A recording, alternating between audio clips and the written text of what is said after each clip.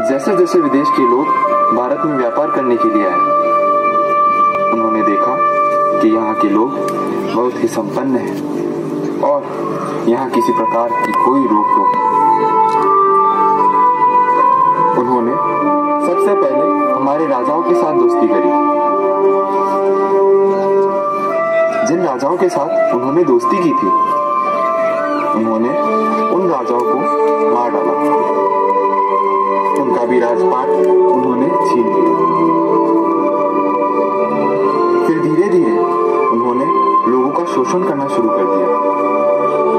उन्होंने हम पर अत्याचार किए, हमारा धन, जमीन सब कुछ छीन लिया, हमारा खून बहाया।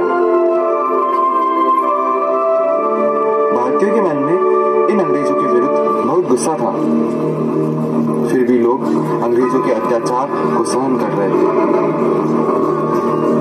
तब एक दिन जब मंगल पांडे ने भारतीयों के मन में स्वतंत्रता की आस जगा दी, लोगों ने अंग्रेजों के खिलाफ एक जंग सी छेड़ दी, जिसपे हमारे देश के कई स्वतंत्रता सेनानियों ने भाग लिया। इस आजादी की जंग ने ब्रिटिश हुकूमत की नींव हिला दी, पर हमें इस जंग में हार का सामना करना पड़ा। वो भी इसलिए क्योंकि हमारे ही कुछ लोग उनकी मदद कर रहे थे। हमारे लोगों की सहायता के कारण ही उन्होंने हमारे भाई बंधुओं के बीच फूट डाल दी और उन्होंने हमारे देश का एक हिस्सा हमसे अलग कर दिया, जो आज बांग्लादेश के नाम से जाना जाता है। जैसे जैसे समय बीतता गया, वैसे ही लोगों के में आजादी के लिए भावना बढ़ती गई। भारतीय स्वतंत्रता सेनानियों ने जलियांवाला बाग में एक सभा आयोजित की, जिसमें गांधी जी के साथ और कई स्वतंत्रता सेनानी भी आए थे। किंतु इस सभा की जानकारी ब्रिटिश हुकूमत को पता चल गई और उन्होंने तुरंत ही अपनी सेना वहां भेज दी। आदेश अनुसार उन पर गोलियों की बौछार कर दी गई। इस हमले में हमारे कई स्वतंत्रता सेनानी शहीद हो गए। ऐसे कई स्वतंत्रता सेनानी हैं, जैसे भगत सिंह, चंद्रशेखर आजाद, लाला लाजपत राय, सुखदेव और कई सेनानी, जिन्होंने अपने देश की आजादी के लिए अपनी जान को भारत मां के लिए न्यौछावर कर दिया।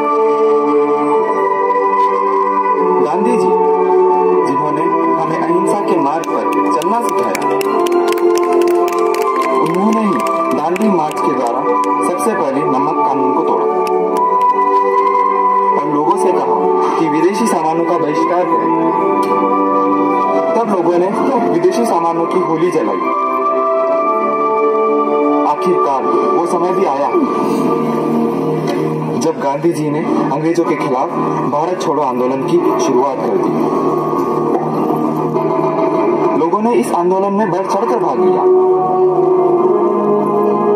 अंग्रेजी हुकूमत गांधी जी के इस आंदोलन के सामने डगमगाने लगी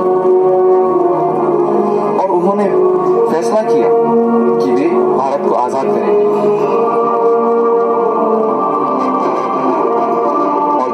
15 अगस्त सन 1947 को भारत को आजादी मिली।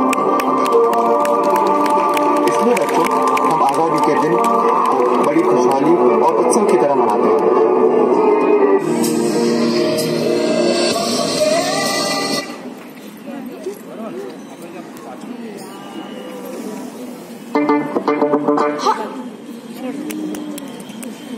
पहले अपना भारत बहुत